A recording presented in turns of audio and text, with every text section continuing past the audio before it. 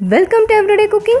If you haven't subscribed the channel yet, please click the subscribe button and the bell icon to stay connected, and it is absolutely free.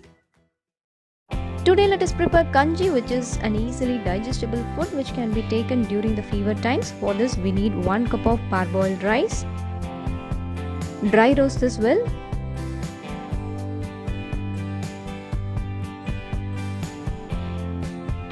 The rice has started popping and it has changed its color, so we can switch off the flame. This is perfect. Once this cools down, transfer this into a mixie jar. We are not going to grind the rice, we are just going to break the rice. Just pulse the mixie twice or thrice, or just grind it for few seconds, that will be fine. The broken rice is ready. Set this aside. Now take the pressure cooker. I have used 1 cup of rice, so I am going to add 5 cups of water.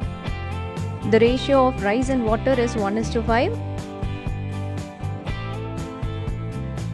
To this add 10 to 15 garlic cloves, 1 teaspoon of cumin seeds and the required amount of salt.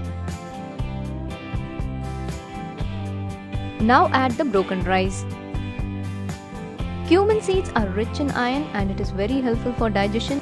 Garlic keeps your blood pressure and cholesterol stable. And of course, rice is an easily digestible food, and when everything combined, it will be a very light food during the fever time. Now close the cooker and pressure cook this for 3 to 4 whistles. The kanji is ready. For adults, you can give this as it is. For kids, mash it and then serve them. Thank you for watching. We'll join you in another interesting recipe, and don't forget to subscribe the channel.